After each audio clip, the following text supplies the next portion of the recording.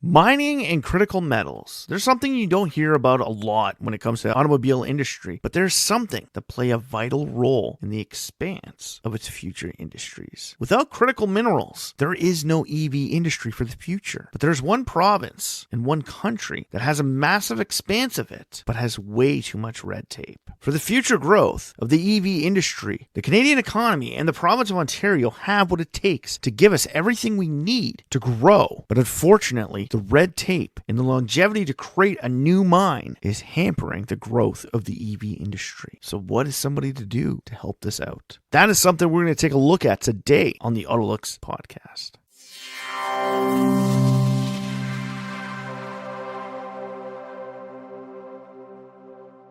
Welcome back to the AutoLooks podcast. I'm your host, as always, the doctor to the automotive industry, Mr. Everett J, coming to you from our main host website at AutoLooks.net. If you haven't been there, stop by, check it out, read some of the reviews, check out some of the ratings, go to the Corporate Links website page, and get some help on the help pages, all from the AutoLooks.net website. The AutoLooks podcast is brought to you by Ecom Entertainment Group and distributed by Podbean.com. If you'd like to get in touch with us, send us an email over at email@AutoLooks.net. So the critical mineral chain. You've probably heard about it recently, and if you're a diehard automotive fan like myself, you understand that the future, whether it be hydrogen, nanoflow cell, or even electric, or hell, even hybrid for the next little while, we need more critical minerals. We're talking like cobalt, platinum, palladium, nickel, copper, and even gold. My hometown digs up all of those, inclusive of a few diamonds. Not like put on your ring diamonds, but more like the mining style diamonds for diamond drill heads. We pull it all out of the ground in my home city and in my whole province within a circle of over 4.5 hours where I am recording this podcast from right now. There is a vast amount of minerals required and sitting in the ground ready to come out. But why are they still sitting there? Red tape. The province of Ontario at one point was one of the biggest mining camps in the world. And all the way up until World War II, the city of Sudbury was one of the major suppliers of nickel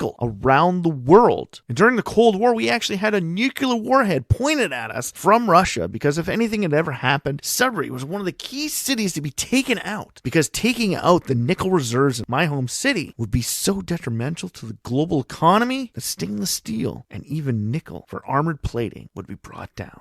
Well, today that's not really the case. I don't know if there is a nuke still pointed at us. There could be. You never know with what's going on the other side of the world. And we still have vast amounts of minerals within the Sudbury Basin. But halfway between the city of Sudbury and Timmins, Ontario, they're just opening up a brand new gold mine outside of Gogama, Ontario, the Côté Gold Mine. This gold mine has been in the works for over 10 years. And they're just doing their first gold pour this week. And we're talking like April 2024. It has taken over 10 years to get to this point. As of right now, they're now realizing that there is a massive nickel and cobalt reserve in the city of Timmins. The Timmins is essentially the city of gold. It was built off gold mining. And now they're finding the same minerals that they found in the Sudbury Basin, not to the extent of what we have here, but on a vast scale. Canada Nickel Company is trying to set up their mine there. And as of right now, they've been working on the project for nearly 5 years. And they haven't even put a shovel in the ground. They haven't even gotten their full environmental assessment. We are still nearly 6 years away from them opening the doors to mining operations at a time when we need these minerals to help us sustain the development push for electric vehicles and even hydrogen vehicles for the future. The critical minerals are sitting in the ground right now and all across Canada. These mines are waiting. But with a massive amount of red tape, they're going to sit there for even longer. If you've never heard of it, there is a massive amount of chromite in northwestern Ontario called the Ring of Fire. And I know it sounds like a great Johnny Cash song. That's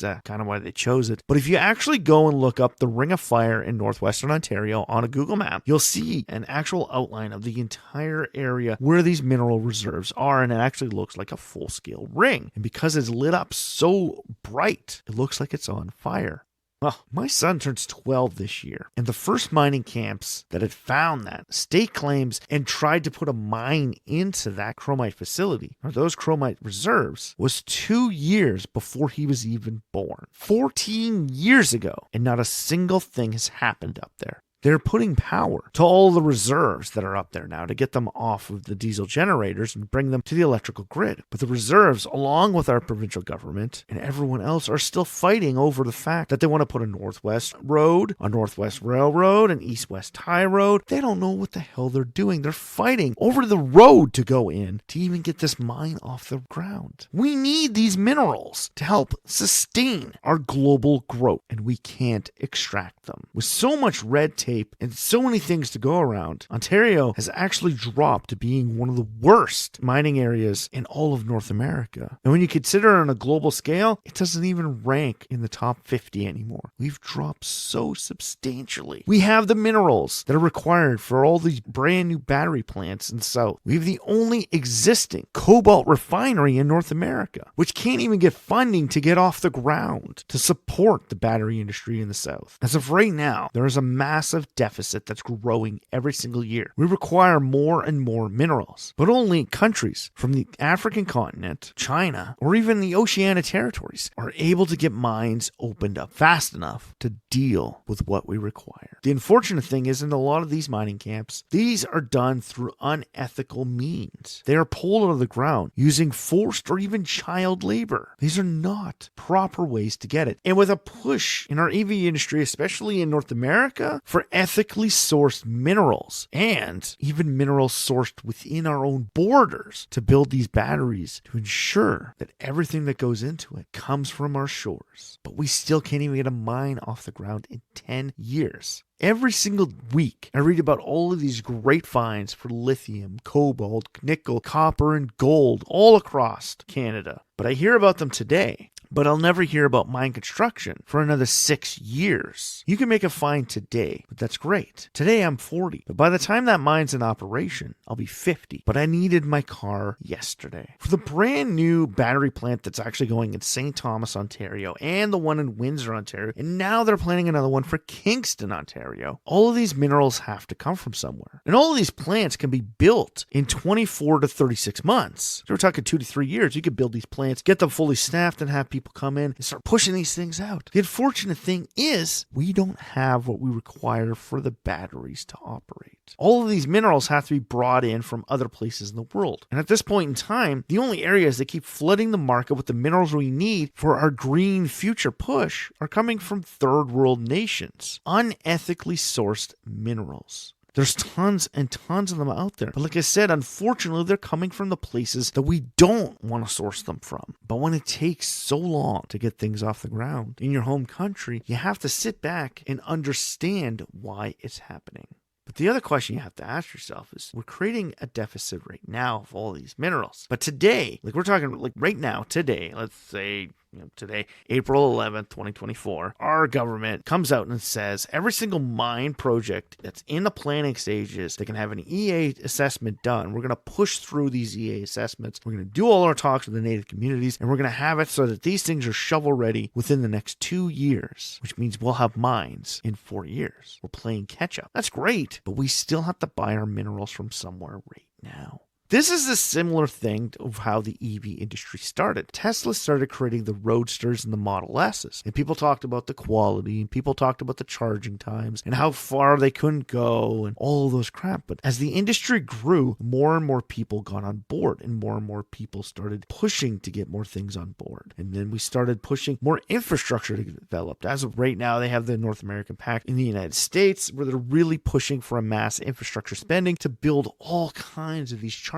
stations across the United States. 15 years ago, when the Roadster came out, nobody planned to do that. It's my fight with the hydrogen industry as well, where everybody's all like, oh, it's dirty, it's crummy, it'll never keep up with the EV industry. Yeah, but the hydrogen industry has been around for a long time and has been literally gunshot ready for the past 25 years. But nobody has pulled the trigger yet. The second somebody pulls the trigger, we'll be at the exact same spot the EV industry is at right now in 2 years. But of course, minerals and all that require are still out there. We're not getting them ethically sourced. We're not getting them from countries that treat the environment the same way we do, but we're still getting them. And in 2 years' time, when we have more mines open up and we can get more ethically sourced stuff, we can start changing our environment. This is one of those issues that I have a problem with when I start talking to people. And a lot of people always ask me, why do you always talk about, being able to source things from all these horrible, horrible places in the world? And I always tell them, well, they have what we need right now. We can't get the stuff we need right now because our government has so much red tape and they drag their feet through the sand for such a long time before they ever literally pull the trigger and allow these developments to grow and be built. But we still need this industry to start moving forward. And if we have to source it from somewhere else, we will do it. I've done this for projects myself, where to get a project started, I'll buy something from that company that's a little bit more expensive and just, a little bit further away only because I need it right now. The second the project's going and we start buying stuff more in bulk and all of our main suppliers have come in line to help support the people within our city that are close to us like we originally planned, we can get into that. You ever watch the movie Field of Dreams? If you build it, they will come. That's the concept here. Sure, we're building the battery plants and we're putting them in right now, but those battery plants are going to start demanding more and more ethically sourced minerals, and they're going to start demanding them to be closer and closer to them to save on the shipment costs because they want to do carbon offsets. They don't want to start pulling these things from the other side of the world. They want them in their backyard. We have them in the backyard. That will create a push towards the Ontario and federal governments to push these mining developments further and quicker through. With only one thing standing in their way, they'll be able to actually get through and push these projects through their system quicker. And when that starts happening, the ball will literally start rolling and you'll get that snowball effect. We actually had that about 3 years ago when it came to the lithium industry. So many of these mining companies were so slow on pulling the trigger because of the price of lithium. But the second these battery plants were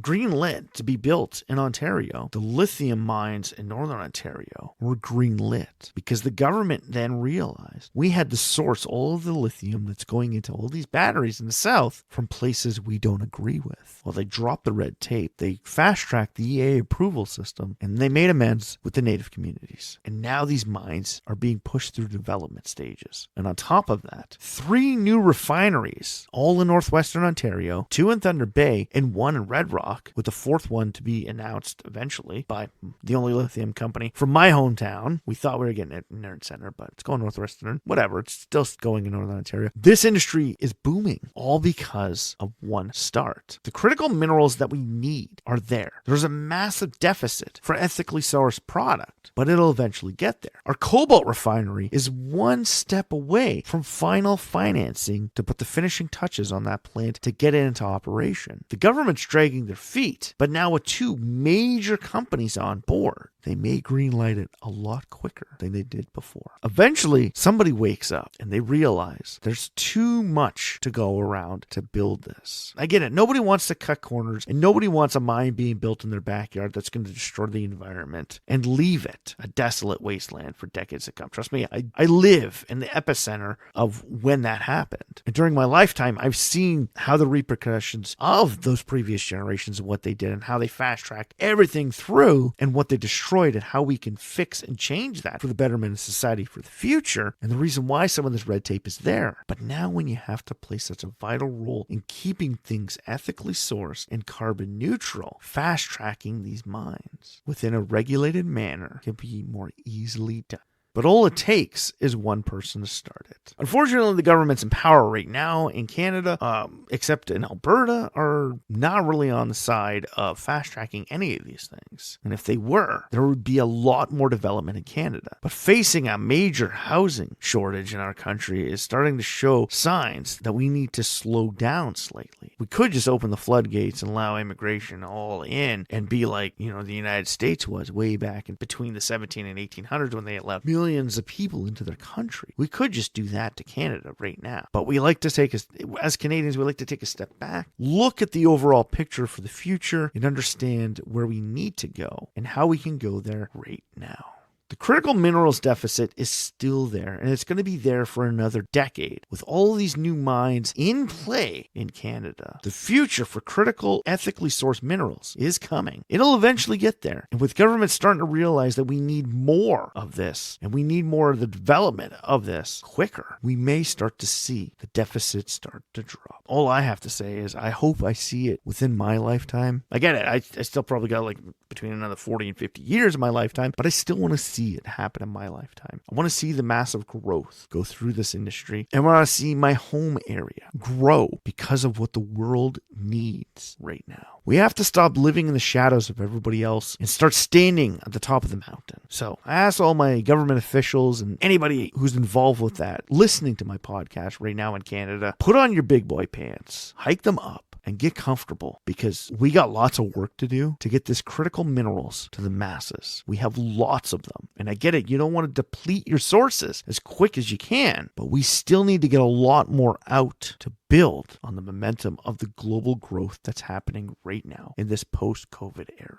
Canada has what the world needs for critical minerals and the development of future technologies. But will our government answer that call? As of right now, the phone's ringing, but they're not picking up. So if you like this podcast, please like, share, or comment about it. Send us an email. Send any of your government officials an email. Hell, you want to do something amazing? Send this podcast to any of your government officials and ask them why haven't they sped up the process to get these mines into development, to get us ethically sourced minerals and the jobs that come with it to both the Northern Ontario economy and the Canadian economy alone, to help put us back on the top of the G8 nations of the world. Send it to them and CC me in an email at autolooks.net. I want to hear what they have to say about this, and you can literally tell them they could send me a message and call me out on this, because literally I would love to talk with any of them about what the fuck they're not doing and should be doing to help grow our great nation with the critical minerals that we require for the future development of our green industry. And after that, hit the like button at the bottom, follow us, and learn more about the AutoLooks.net website and AutoLooks podcast, all from the AutoLooks.net website. Stop by, check out, read some of the reviews, check out some of the ratings, and read some of the information from the Corporate Links websites and the help pages, all from the AutoLooks.net website. The AutoLooks podcast is brought to you by Ecom Entertainment Group and distributed by Podbeam.com. If you'd like to get in touch with us, like I said before, the Dr. T Automotive Industry, send us an email over at email@autolooks.net. So for myself, Everett J, the AutoLooks.net website, and the AutoLooks podcast, and hell, even Ecom Entertainment Group, strap yourself in for this one, hopefully fun ride, as the critical minerals of the Canadian economy get pushed through to the future.